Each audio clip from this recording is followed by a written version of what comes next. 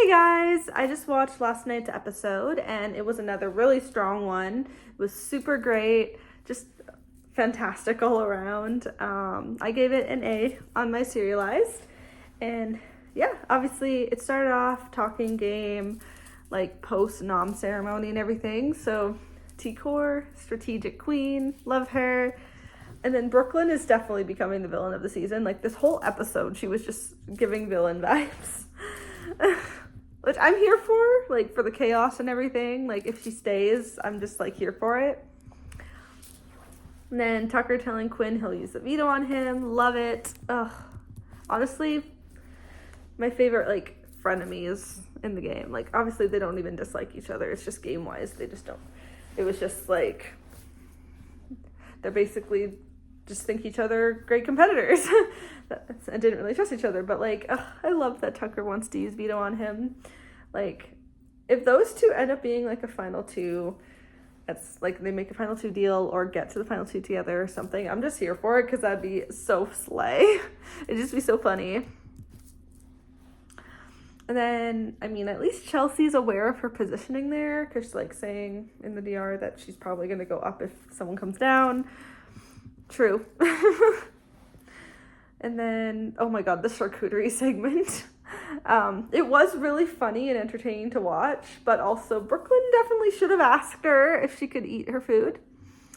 Like, if she could have some at least. Like, don't just eat it without asking, you know? It's not yours. But another villainous mood from her. But yeah, overall, the segment was just gold to watch. Like, literally, Brooklyn and Angela are so unserious. Those two are as unserious as Tucker and Quinn. Also, Corey and America from last season. I love unserious icons. And then Mackenzie was picked for veto, and then Tucker had Huska's choice and chose Joseph. And then the veto comp ends up being hide and go veto, which is always a fun comp. It's definitely, like, Big Brother classic, and yeah, it's just always a fun one. And then oh my god, Quinn just kills me. Like anytime he talks, it's just he kills me. He's so like over the top and silly, and he's just so funny. And then Joseph's whole vibe is just always so great. Like I love his like sassiness and everything. He's just hilarious, and he's so chill too. Like he's sassy but chill. And then they'll literally have to do a deep clean after this comp because of the whole ass mess. Like, and then Brooklyn was getting her revenge on Quinn and Tucker. And like, Joseph is such a mood here. For real, don't leave garbage on the floor because that's gross. Like, come on, really? Like, just have some common sense. And then the memory card order ended up being Brooklyn, Quinn, Mackenzie, Cam, Joseph, which means Tucker has won the power of veto. So another win for Tucker. So he obviously is HOHN veto holder.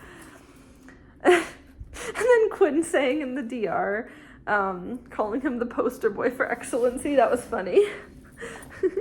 And then Brooklyn was literally slow clapping in the DR, which was pretty funny to watch too. She was just not impressed.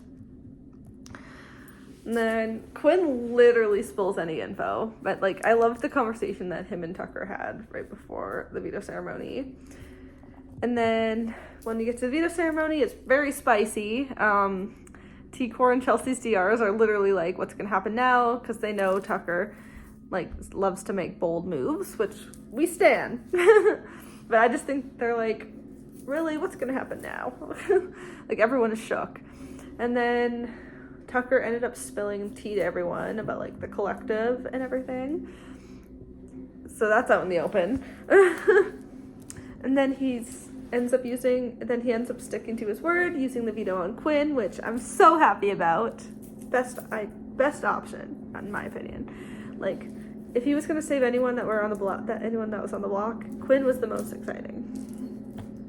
And then he ends up replacing Quinn with Chelsea, which is pretty obvious. And then and now Quinn's basically gonna be loyal to him, which we stan. So So one step closer to making a little final two deal. But yeah, overall, fantastic episode. The only thing I probably would have wanted a little more of was like from Leah, just because like she hasn't really had a lot. She's like, her and Cam are both just kind of there. Like, I like them both as people, love them, but like Cam's had a little bit more because he's on the block, but like both of them, like Cam and Leah, just haven't really had much. So I just want to see more from her as well. But like overall, fantastic episode.